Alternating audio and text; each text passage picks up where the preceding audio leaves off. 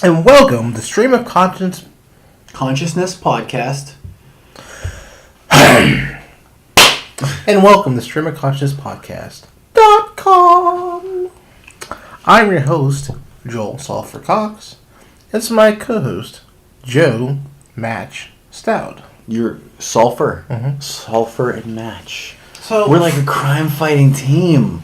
That's like an 80s sitcom or something. We're Sulphur and Match. I'm Joey Match, and this is Joel Sulphur. Together, we fight crime. Well, Joel flies a helicopter or something. I don't know. that'd be awesome if I flew the helicopter. I so want you to fly a helicopter. It's the dream of every white guy to have a best black friend who flies a helicopter. It takes you back to that whole Crockett and Tubbs thing. You're thinking of Magnum P.I. Magnum P.I. What? No, did he fly a helicopter? Yes. Crockett and Tubbs didn't fly a helicopter? No, they did jet boats. Tubbs did not fly a helicopter. No. Are you certain? I'm not saying he did or he didn't. I'm just saying you should. So the reason I said those two is because I party last night for Dominic. It was his 13th birthday. And I was trying to get topic ideas for the show. Mm-hmm. And then they were like, let's sing happy birthday. And they lit the cake candles with a match. And you were like, Sulphur and Match. Boom. Did I just figure it all out? See, we could solve crimes. We're just a helicopter's license, pilot's license away from having our dream come true, Joel. That and a speedboat and some really cool suits. Should we wear suits? I mean, if we're going to solve crime, can we just do it in like t-shirt and jeans? Do we have to have a suit? Mm-hmm. All right, I'm cool with it. I'm down. So the reason this happened was Katie, Scott's daughter, okay. she's very anxious and she was helping with the party. And I found some matches and I was going to light one. She's like, what are you doing? I'm like, nothing. She's like, you're not allowed to light a fire. Fine, whatever. So she went upstairs, put her pajamas on because the party was over. She was hanging out with her friends. And, Did you just get lost in your own story? Yeah. she So put some pajamas on, and then the house was on fire. No. So then I grabbed the matches, and her friend's like, what are you doing? And, You seem super distracted right now. For those of you at home who don't know what's going on, Joel's trying to read a text while he's trying to tell the story in the show, and he can't get more than a sentence out. So you tried to light a match. She went up, put her pajamas on after she yelled at you, and the house exploded. Gas leak. no. My story's so much better than your story. So she's upstairs, pajama. I grabbed the match from her. What are you doing? I'm like, she's not here to tell me no. So I lit the match, and I blew it out real quick, and I put it out, and I put it on my plate, because it's paper plates. So I'm sitting there. So her parents are talking to their friends. He goes, you smell something? Like, I lit a match with Katie. He's like, oh, okay. So he goes back in the other room. So Katie comes out, she's like, I smell sulfur. What's going on? I'm like, I don't know. She looks at the plate and goes, I wonder what happened. Joel's starting to fight. And I thought about the whole, why do you light a match when someone farts? That is a very good question. Well, I think because the sulfur smell outweighs the fart smell. Like, supposedly. But I don't really think so. Well, and here's the thing: is when do you ever see matches anymore? Like, here's the thing. Hypothetically, I've let some bad ones live. No, I've let some bad ones live. There's no hypothetical there. No. You've done it. The gag. I've never smelled a match smell and not gag. Well, so if I'm gagging over the fart, how am I not gonna? How's the sulfur gonna be the better? Is it lesser of the evils though? But if it's lesser of the evil though, you still smell the fart. That's sulfur farts. But maybe it masks it. Like maybe it's like one of those things that it dilutes the smell of the fart. I don't know. We have to conduct a scientific experiment now. So I'm thinking Mexican food later today. And then we fart and we light a matchstick and we test the theory. All right, something with beans in it. No. What makes me fart? Fast food. Actually, I don't really like fast food. I'm not a fast food kind of guy. Well aware. What? Where? Well aware. Well aware. Yes. No. That's. But yeah, I don't know if that's. I want to do something fun here, Joel. I want to read through Whisper Confessions. Okay. Now I told you about Whisper before. It's this app that people go on and they say whatever crazy thing. I haven't seen any of these yet. I'm gonna read them off, and we get into this. This actually goes exactly with what you were just saying. Oh crap! This is so awesome. Crazy. No, it has nothing to do with matches. But the first one is, I'm a primary school teacher. I enjoy walking around the classroom and fart silently but randomly and watch them try to figure out who it was. This is a school teacher. This school teacher is going through, and not just like the primary school, which is what, elementary, right? Mm-hmm. These are like 8 and 10-year-old kids. Their teachers, he or she or whoever, is walking around farting and letting the kids blame it on each other. That's what's going on here, Joel. They're farting in the classroom, and then, first of all, like, the fact that happens, like, once, you gotta go, okay, I did it. Like, you just let it go. You didn't own up to your fart. That's fine. But it happens so much. This person felt obligated to go to the internet and notate this to the rest of society, that they didn't just do it, they enjoy doing it. I enjoy walking around the classroom and fart silently but randomly, watching them try to figure out who it was. They do it often enough, they had to go to Whisper and confess this. This is probably like a daily routine for them. How often are they farting in class and blaming it on the kids? Meantime, one kid is probably going to get pegged for it and then spend the rest of his life being Farty McFarterson or something. This teacher is getting this kid beat up. Unjustifiably. So I remember one time, I was in like 5th grade, and I'd let one rip. And unfortunately, farting is like sonar. So imagine you sitting in the middle, like I wasn't in the middle, but hypothetically, imagine you sitting in the exact middle of the classroom. Like the whole class just kind of becomes alright, it's to the left of me. No. It's to the front of me. No. Like, this wasn't like a Silent but Deadly. This was a...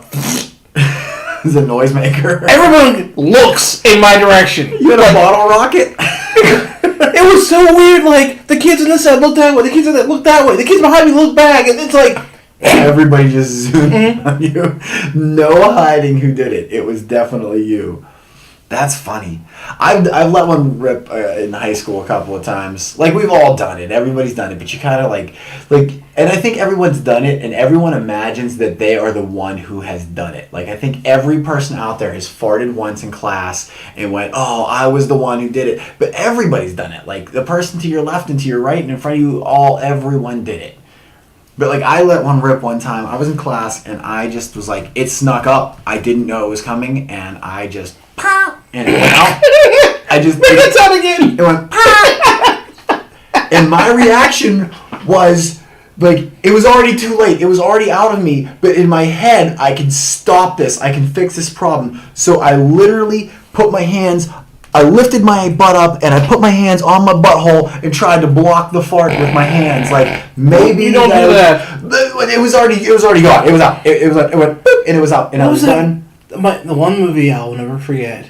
It's that movie with Ryan Reynolds and crap. Oh, I know it. Ryan Reynolds and who? Come on, throw it at me. I can't remember. It's a switch. The one where they switch bodies. Jason Bateman. Yeah, Jason Bateman. Yeah, that's. And like Ryan Reynolds and Leslie Mann. Oh my God, do I love Leslie Mann. Leslie Mann. She's she's like an older chick. She's like a 40-year-old virgin, and she was the wife in that movie, and she's like, oh, her. Yeah. Yeah.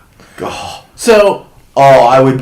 He's landing. Things I would do to her, Joel. So the wife is like, I guess she has gas, and that's why they're not having sex. Oh yeah, when she's in the bathroom. First of all, like she has like a nude scene in that, and she's not like she's. I mean, she looks good. She looks real good. So she's like all sexy walking around, and she's in a robe, and she takes it off, and you see her like you legit see Leslie Mann, and she's got to be like 40-some years old at the time, and she's smoking hot. And then she goes over and she lights up the toilet, man. She is blowing it up in this movie. She's like, and then she goes to crawl into the bed, and he's like, "Don't you do that? Don't you come at me all weapons hot, hot guns, or what do you say?" No, don't go on weapons hot. So, Karen and I saw that movie, and every now and then, I'll say something to her. She goes, "You don't want to do that. Weapons are hot." I'm sure she would appreciate that story. I'm sure she's thankful you just told her. Women don't fart, Joel. No, I'm not Except for saying. in their I'm not sleep. saying farting. I'm saying like we both. She's ready to blow one. We've both gone to restaurants and like I don't feel so good. Like I'll go to her. I'm like, there have been times where I go to the bathroom and I'm in there for a few minutes. I'll get a text, "Are you okay?" I'll reply with, "I got a rumbly in my tumbly." Why is it cute when Pooh says it, but when I say it, I feel like I'm gonna die. It's actually really cute when you say it too. That's funny. Here goes. All right, next whisper confession. But Right? for the Take your thing. For the record, I'm glad she doesn't listen to the podcast. My wife does not fart in front of me. No, does she really not? She's too self-conscious. Listen, as long as I've been married, we've been together 13. We've been together for 15 years, but married for 13. And so as long as we've been together, she still will not. Like I mean, it's happened. It's squeaked out a couple times in her sleep. She farts in her sleep, but she will not like awake consciously allow it to happen. She'll like run off to the bathroom and she'll be in the bathroom. And listen, between my bedroom and the bathroom, there's only one wall, and I can hear her, and she doesn't know, but she goes in there and she's like, meow. Now, and I'm like, I don't care. Like I'm not sneaking away to do it. But sometimes, and our toilet is like it's it like amplifies it. Like you sit on the toilet, and if you fart into the toilet, like right before the poo comes out, like you get that echo back where it's like. It's like the horns of the horns of like the Ricola guys. No, from Lord of the Rings. It's like the horns of something. It's like it's a battle cry. It does. It megaphones it right back out at you, and you can hear it right there. There's no hiding it. There's no pretending. From our bedroom to the bathroom, you can definitely tell whenever somebody's ripping one. But yeah, even as long as we've been together, she really does not. She's still not that comfortable with me. I don't know when it's gonna happen, Joel. But I'm assuming never. My wife refuses, and I'm okay with that. I don't. You know what though? Like I know it's a stupid thing, but I want to be that comfortable. Like I'll do it. I've been trying to convince her to. Like, and that's fine. Listen, I know that you do. You don't have to run off. Like, why can't we just be that cool, that relaxed with one another? Why can't we just let something like that go? Like, laugh it off. Mm-hmm. It's not a big deal. My daughter farts like crazy. Oh, she like gets embarrassed of it though. Like she'll rip one and then she'll like blush. She hates it. All right, next whisper confession. My brother pretended to be my boyfriend. What? My brother pretended to be my boyfriend and pretended to propose so our dinner would be free. The greatest actors are cheap ones. Her brother proposed to her in a restaurant so they would get free food.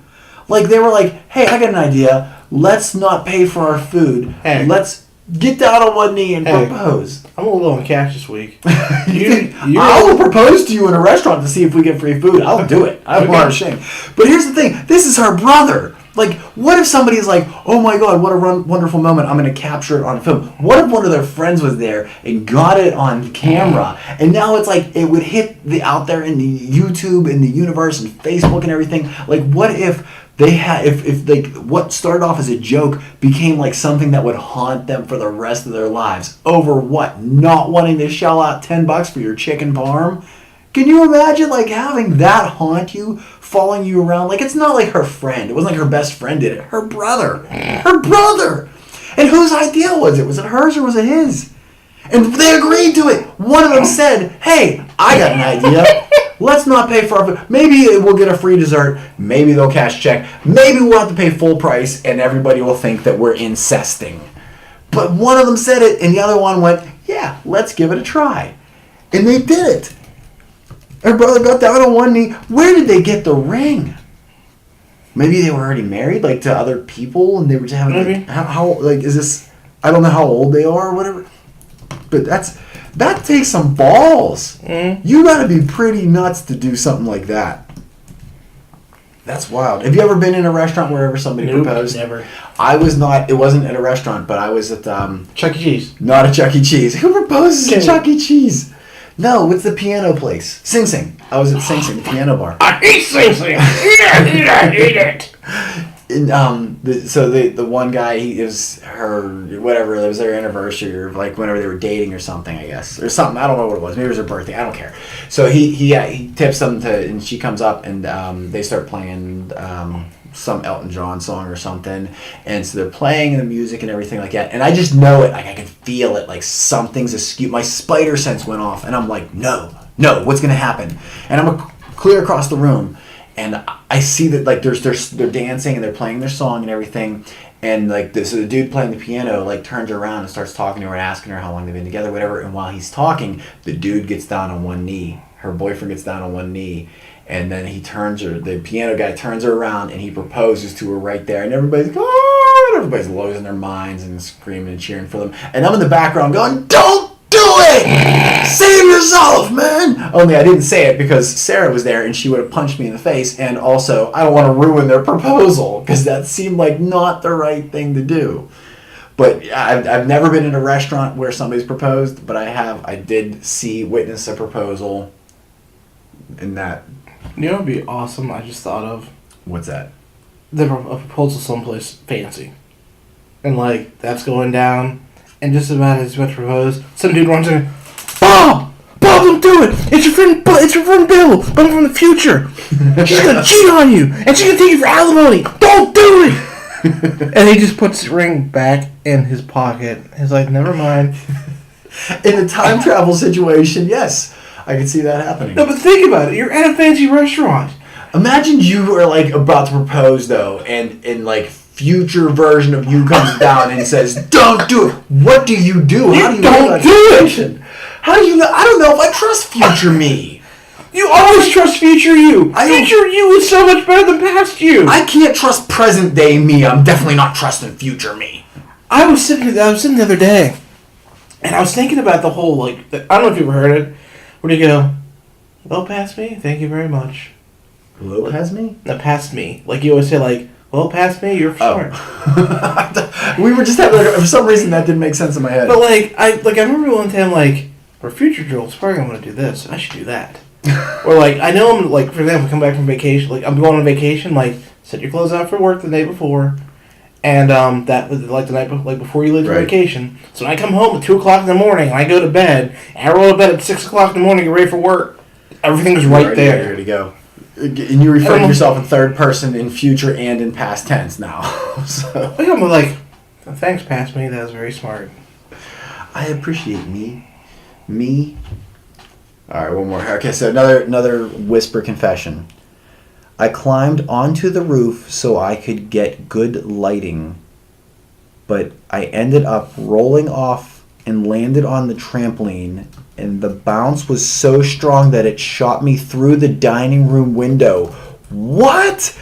That's the most complicated thing. They climbed on the roof so I'm supposing they were taking a picture. Maybe they were a photographer or something. So they climbed on their roof to get better lighting.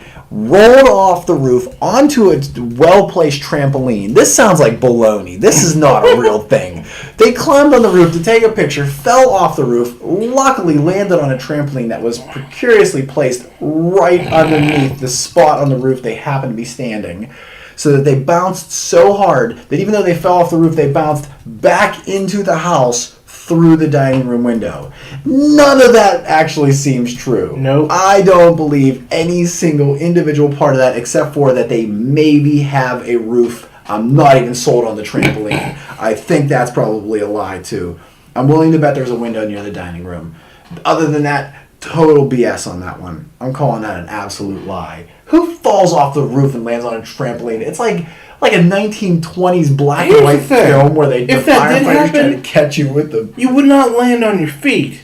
If you fell off, you'd land on your head or your arm or something and break something. Even if they land on their side or their back, you could fall off, hit a trampoline, and bounce. How big is the trampoline, though? Because if it's not big enough, and you hit half is on, half is off, you're going to be in pain. It's as big as you want it to be because it's imaginary, because they're totally full of crap, obviously. That's not real. That's not legit. Next story. They fell, you would bounce away, right?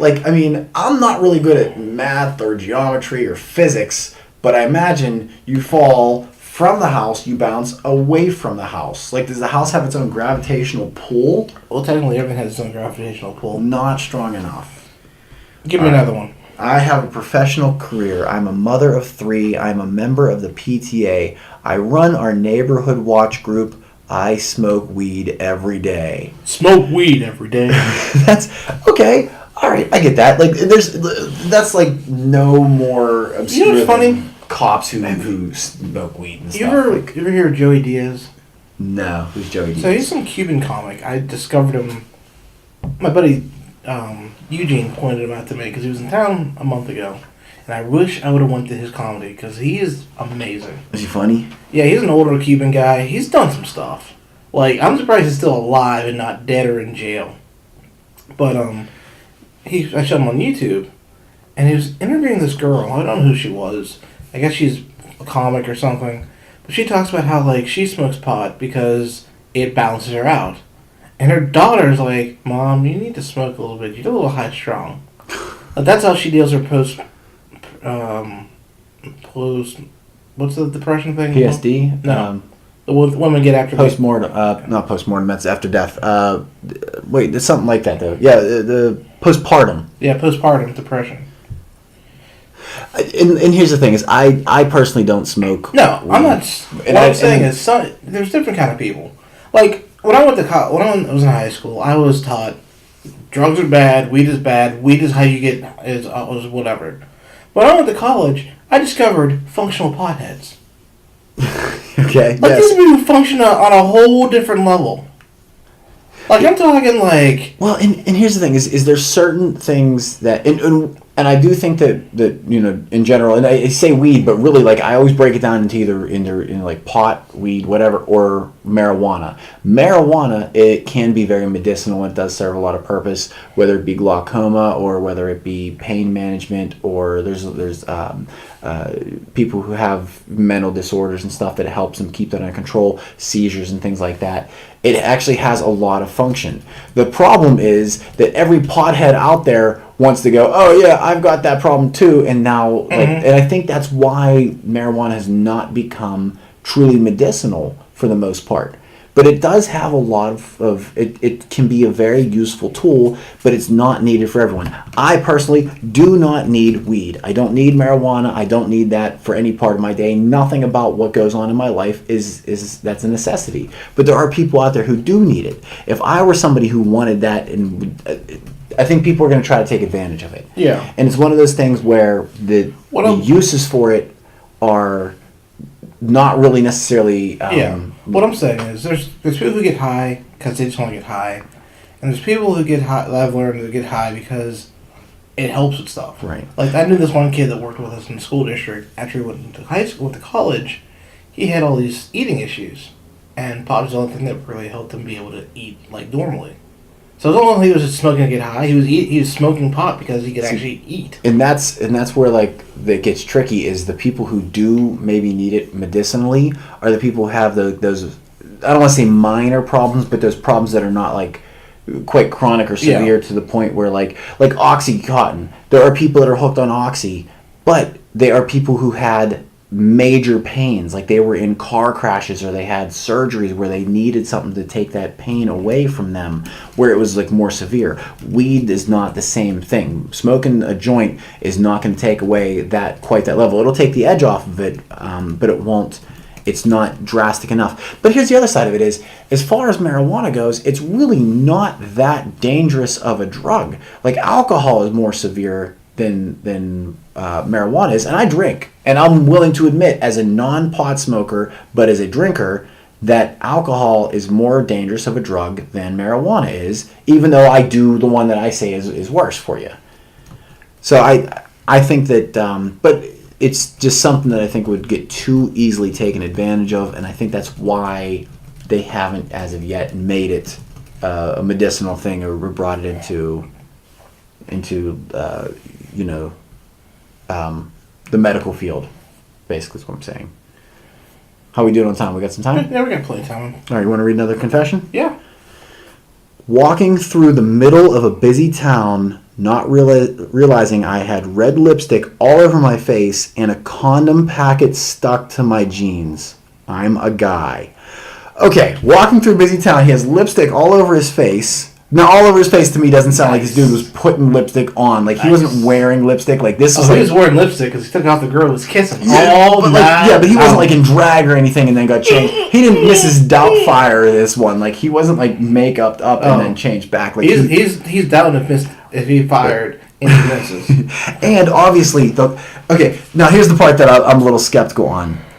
He has a condom packet stuck to his jeans. How do you get a condom packet stuck to your jeans? What exactly? Like, Sometimes when you're doing stuff with a missus or mister and things get a little crazy. this is not a mess related. This is not like the Superman cape. Sometimes, yes, it is. No, I don't And think so. sometimes that material can become an adhesive. That's all I'm It saying. can over a period of time. Sometimes if you don't do a check of what you're doing, you're gonna find stuff on yourself. This is baloney too. I'm calling this. This is exaggerated. This is like that. Did you ever watch It's Always Sunny in Philadelphia? Bits and pieces. Did you ever see like it's a meme and stuff on the internet and stuff where Danny DeVito drops a condom and he goes, "Oh, I dropped my extra large Magnum size condom," and he picks it up in front of the chick. Like, that's what this is. This dude is going. He's trying to brag about getting some. And he's saying he had lipstick all over his face and a condom packet stuck to him. I would believe one. I might believe the other. I am having trouble buying both of these happened. And he didn't know. Oh, oops, I'm walking down the street and forgot that I made out with a chick and had sex with her, and now there's a condom packet hanging off me and red lipstick all over my face. Come on, man. This is bragocious. Come on, This is. man. Come on. Come on, man. Speaking of which, here's what I want to talk about. Okay. Bo Jackson. You remember Bo Jackson? I remember about Jack, baseball player. Mm-hmm. Yeah. And football player. Oh, that's right. He converted. No, he did both. He wasn't converted. He did both. Bo knows. He did both amazingly. Well, I woke up this morning and the one guy I'm friends with on Facebook posted a thing.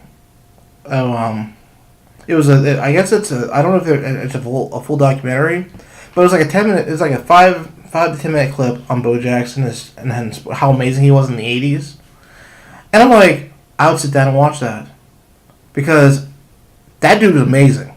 And seeing some of the stuff he pulled off, like he jumped over people. He ran up the wall the one time. Uh-huh. It was him. He like catch a ball. He literally ran up the side of the wall, Spider-Man style, to catch it. Like, I remember that from my because I was never really into sports, but I remember that, like how amazing that was, and what a talented athlete. But like he was like, it was Deion Sanders, I think it was. They were interviewing him. Deion. He's like, I tried to catch him. He just stiff armed me out of the way. He's like, I'm a big dude, but that dude he had speed. He had everything. Yeah, Bo Jackson was one of the greats. And then on top of that, he was on Pro Stars. What's Pro Stars? It was a cartoon in the 80s. It was Bo Jackson, I think Michael Jordan, and Wayne Gretzky. And they are secret agents. What? Have I never heard of this? Oh. Are you kidding me? I'm going to find you the intro because I got to play this now. Oh, we got to watch this. Everything about this it got me excited. Wayne Gretzky, Michael Jordan. I'm pretty sure it was Michael Jordan because it was some basketball player. Was it Michael Jordan or was it Yeah. Jabbar, Kareem Abdul-Jabbar? Hold on. Larry Bird, was It it? was Michael Jackson. I'm saying sure. What can you get for a penny? Oh, skip the ad. Come on. I gotta wait 5 seconds. Wait, can we play their ad on our show? I don't want to play their ad on our show. We're not making any money off them. Are we allowed to play this? Pro Star jamming, cool, slamming, hot. Yep, that's Jordan. Oh, look at this, and they're using the.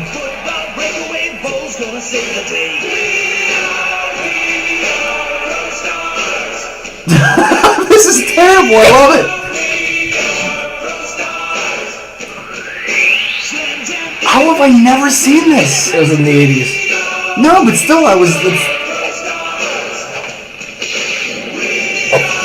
he's got rocket shoes. Michael Jordan has rocket shoes. Gretzky's got shorty shorts. He's wearing tiny shorts, and he hit a hockey puck and turned into a boomerang that explodes. That's the thing. That's where he ran up the wall. He's a monster. They made Bo Jackson like two men duct taped together. He's enormous. He was a big dude, but he wasn't that big. Uh-huh. Oh my god, that was so awesome. That's great. That was so awesome. Oh, I gotta find that. But yeah, like Jordan had a basketball that was like a hot air balloon thing. Like he could hit the button and he could float. That looks so terrible. I want to watch it. Mm-hmm. What kind of crap is that? Let's see what year that came out. End of the Whisper? Yeah, sure. All right, we'll jump on this one. All right, so 1991. It didn't make it more than one season. no, I can imagine September why. 14th, 1981 to December 7th, 1991. Yeah. Oh, we gotta find that. I'm sure we could probably watch on YouTube or something, right? Mm-hmm. Okay, next whisper confession. A guy came to my hotel weekly to cheat on his wife. What? So I mailed a card to his home address to her, thanking the two of them for being such loyal customers. Oh, this is like the owner of the hotel. Wow, what a dude! You are losing business. That is not a wise decision. If you own a hotel You know that why? rents rooms by the hour You or know whatever, why? The wife made him do it. the wife. Oh, the owner of the hotel's Mhm. wife. Maybe it's a woman who owns the hotel. Mm-hmm. Because, so a friend of mine was in a situation where she found out the dude was lying to her, and he was married. So she sent screenshots of their conversations to his wife to let him know. So I told my other friend about it, and she goes, she had to use the girl code. Apparently there's some girl code that if you find out some dude's cheating, you gotta tell the spouse. They snitch out. Yeah. See, yeah, That's I'm the not one. sure what like. That's the one time where stitches don't get stitches. And I'm gonna say that because I've seen things like online where like the one where like the guy ends up hooking up with some girl and then in the morning he finds out that she has a boyfriend, so he tapes a note to underneath like the toilet seat, so because the women don't lift the toilet seat, so when the guy lifts the toilet seat, he sees the note saying, "Hey man, hey bro, sorry." Have you even seen this? Like, yeah. So he like left a note for the guy saying, "Sorry, this chick." Totally, I didn't know, didn't mean to, just thought you should know, kind of thing. And I respect that, and I think that's one of those things that, yes, as a guy, it's a weird thing. That's like it's a weird line to cross because, like, you know, bros before hoes, you gotta back up your buddy. Mm-hmm. But at the same time, that's one of those things where you really feel gotta like be careful. Not even just be careful, like you just feel like you like you're not obligated to that. Like there's a line for that. So I totally respect somebody. If you're cheating on your significant other and you get ratted out, tough luck. And you can't even be mad. Like if you are the cheater, then you just got caught. And that's it. You just got caught and you have to own up to it. If you get your balls caught off, you deserve that. Right. And here's the thing is if you're cheating and you get caught and it gets turned over to your wife or your husband or whoever, whether it's the guy telling telling on a girl or a girl telling a guy or a guy on a guy, whatever. Mm-hmm. If you're ratting that other person, if you get ratted out by whomever, you're probably in a better situation because nobody's cheating in a healthy, happy marriage. Mm-hmm. So if you're in a marriage and you're cheating, then it's probably good that you get caught. So because then you get to take that step forward. You go, okay, we need to dissolve this and move forward with our lives. Because you're not being fair to that person. They have that right to know that you are not being faithful, so that they are then allowed to move on with their lives. So I don't begrudge this one. I don't think there's anything wrong with this. I think the hotel owner probably bad for business. Mm-hmm. This guy's not coming back, and if he was coming once a week, he was spending once a week. You know, let's say a room's $100. Times he's spending $400 a month there. Like that's a big chunk of your money. But how much do your morals cost you? Yeah. So I'm sure they could rent the room out to someone else and they probably feel better because of it. But how many, like if you own a hotel, don't you kind of anticipate some of your rooms being used for that? Yep. Like if you own a hotel, you got to figure you're going to run through a couple of hookers and a handful of cheaters. Like that's just going to happen. So I'm not saying it's right. I'm not saying it's wrong. I'm just saying that you can't really. I agree with him. I think that what they did was justified. Yep. I'm high. I chase my cat around the house pretending to be a T-Rex. For the listeners at home, I now have my hands next to my chest and I'm pretending to be a T-Rex. Imagine what it would be like to chase a cat. And that sounds like a bad idea. That sounds like a great idea. get stoned up and chase the cat around the house. First of all, poor cat, and you're kind of a douche for doing that to like, torment your cat. Although maybe it's a game. Maybe the cat likes it. Maybe the cat doesn't mind. But why do you have to pretend to be a T-Rex? Why can't you just get high and chase the cat around the house? Why do you have to pretend to be a T-Rex? Because it's his favorite dinosaur. That's fun. Oh, I have been faithful to my wife for 8 years, but I have thought about cheating every day of it. That's just what marriage is after 8 years. Like, you just think, man, is it possible I could get anybody else? You don't have to act on it, but it's okay to think about it sometimes. It's okay occasionally to go, am I still marketable enough? Here's what happened. I realized, because this comes up all the time with Tara. And I tell him, like, you realize that if anything happens to you or you die, I am done. I'm never dating again. I'm not getting married again. Because the possibility of finding someone else to put up with my crap is very unlikely. And I've heard stories of my single friends who are like trying to date in this day and age. I had a friend once. He went on a date with a girl, and she got mad at him because he wouldn't have sex with her on the first date. She got mad at him for not having sex on the first date? Mm-hmm. That's backwards. That's weird. Yeah, no, I mean, good for him, I guess, or whatever. That's you know what though? No, I would say this because like, from coming from old school, like you and I have met our significant others before, like Tinder and like there's all this like just. It's a fast food pace idea of dating now. It's not even fast food. Well, there's no courting. It's faster than fast food. And that's just the way things are. Everything from it's more like everything has to be instantaneous with this generation. It's more like, hey, I'm a warm body. I look like what you want me to look like. I just want to bang. Let's do it. No, not obviously everybody is following that suit, but it's that mentality is out there enough that it's easy to do that.